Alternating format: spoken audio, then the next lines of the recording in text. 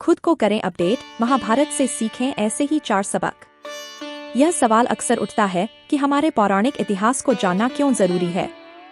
इसे जानना इसलिए जरूरी है ताकि अतीत में जो गलतियां हुई हैं, हम उन्हें दोहराएं नहीं और जो कुछ अच्छा हुआ है उनसे सीखकर हम भी इस दुनिया को बेहतर बनाने में अपना योगदान दे सकें। आज मैं आपको बताऊंगी सफलता के वे सूत्र जो हम सभी को महाभारत से सीखने चाहिए। 1. क्वालिटी चुनें, क्वांटिटी नहीं। कृष्ण कौरवों और पांडवों दोनों में किसी का भी विनाश नहीं चाहते थे। वे आखिर तक युद्ध को टालने के प्रयास करते रहे, लेकिन युद्ध अनिवार्य हो गया था।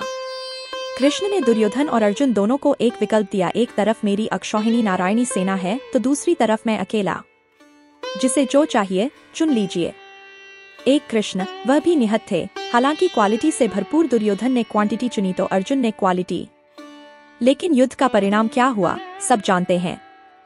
तो गिनती की दौड़ में ना पड़े, गुणवत्ता की खोज करें। विजय निश्चित है।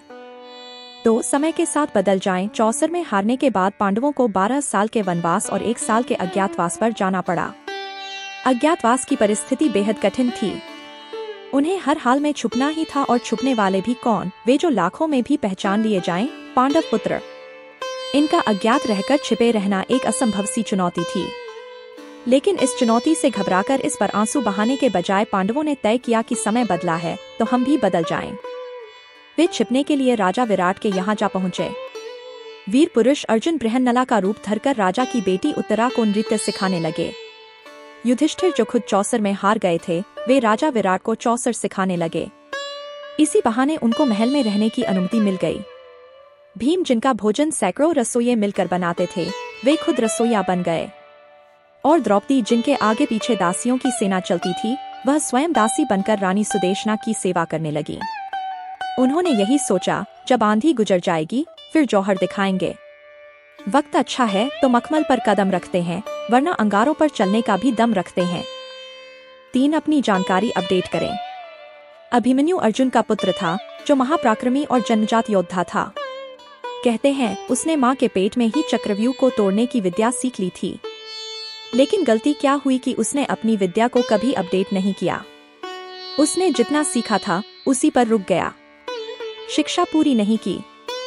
परिणाम यह हुआ कि वह चक्रव्यूह तोड़कर उसमें प्रवेश तो कर गया, लेकिन वापस जीवित नहीं लौट पाया, क्योंकि उसने वापस लौटने का पाठ कभी पढ़ा ही नहीं था।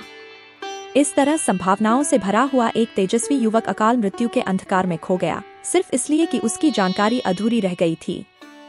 4. महत्वाकांक्षा लालच के बीच अंतर। आप बहुत बड़े आदमी बनना चाहते हैं, बहुत पैसा कमाना चाहते हैं, शोहरत पाना चाहते हैं, तो यह महत्वाकांक्षा है।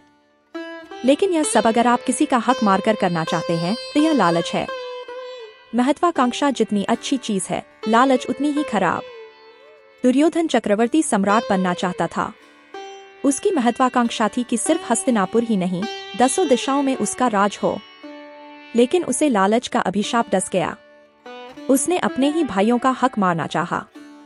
पांडवों को 5 गांव देने से भी मना कर दिया। फिर क्या हुआ? हस्तिनापुर का वह राजा जो जमीन पर पैर नहीं रखता था, कुरुक्षेत्र की धूल में लौटते हुए मारा गया। बाबा जय गुरुदेव के वचन और भजन रोजाना सुनने के लिए गुरु के वचन चैनल को सब्सक्राइब करें, लाइक करें, शेयर करें।